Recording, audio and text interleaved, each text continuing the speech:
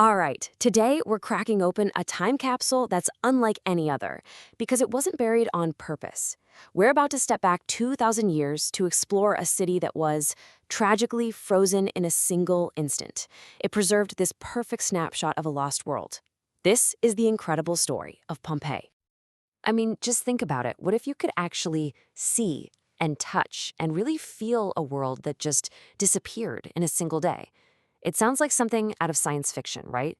Well, for the Roman city of Pompeii, it's a reality we can actually explore. You see, Pompeii, along with its neighbor Herculaneum, gives us this totally unparalleled look at the daily rhythm of the Roman Empire. These aren't just a bunch of ruins. They are life itself, frozen solid at the exact moment it all stopped. So what caused all this? Well, the agent of both destruction and preservation was the mighty Mount Vesuvius. In one catastrophic event, it buried these thriving towns in tons of ash and pumice, which basically just stopped the clock and created what is probably the most astonishing archaeological site on the entire planet. So, how did this all go down? Let's dive into the really dramatic and honestly terrifying heart of the story, the eruption itself. And believe me, this was an event that had been brewing for a long, long time. You know, Vesuvius didn't just blow its top out of nowhere. The whole region had a pretty violent history. There was a massive earthquake in 62 AD that caused huge amounts of damage. And for years after that, smaller tremors were just a part of life.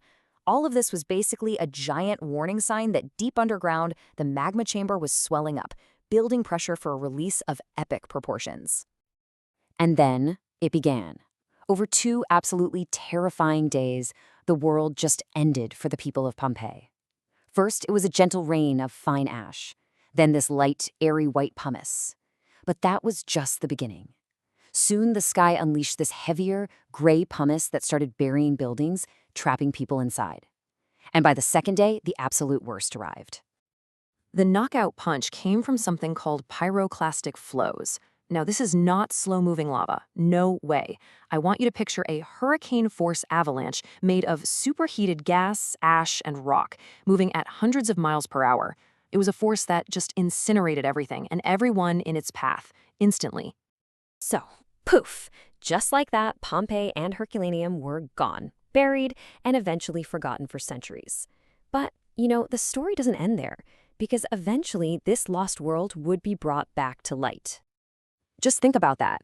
For over 1,500 years, these cities lay silent under all that volcanic debris. Generations of people lived and died on the very land above them, with absolutely no idea that a perfectly preserved world was just sleeping right beneath their feet. And you know what's crazy? The rediscovery was a total accident.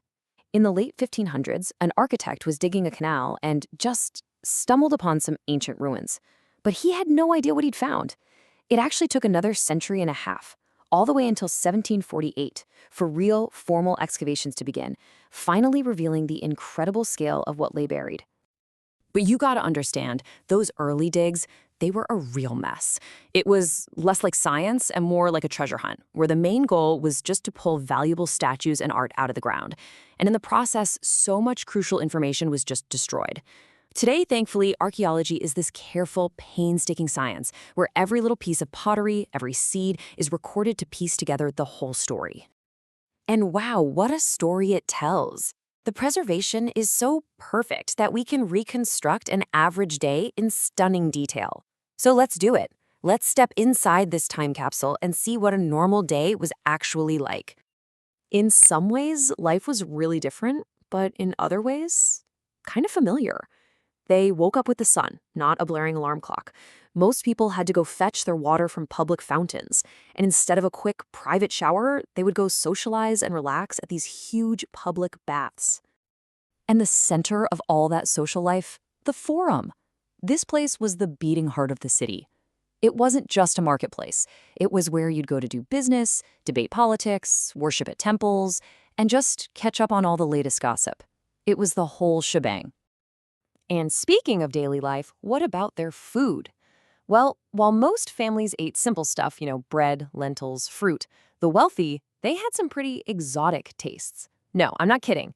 Archaeologists have found evidence that flamingo and even giraffe were on the menu for the Roman elite.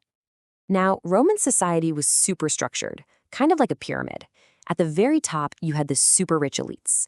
Then below them were the influential local business owners. A really interesting group was the freedmen.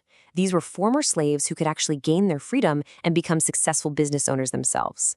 Then you had the ordinary folks, shopkeepers, laborers, and at the very bottom were slaves who had no rights at all. So how in the world do we know what they were actually thinking? Well, they wrote it all over the city walls. Seriously, this ancient graffiti gives us a direct line into their world. Political campaign slogans, ads for local shops, even little love notes. And in a nearby villa, an entire library was unearthed, with scrolls just filled with complex philosophy. Okay, so what did they do for fun? Well, they definitely enjoyed going to the theater, relaxing at the baths, and celebrating at festivals.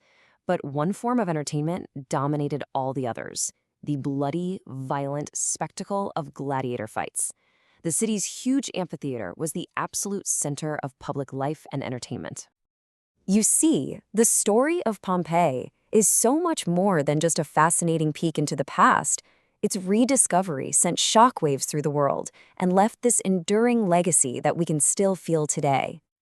So, when we put it all together, what are the big takeaways from this incredible time capsule?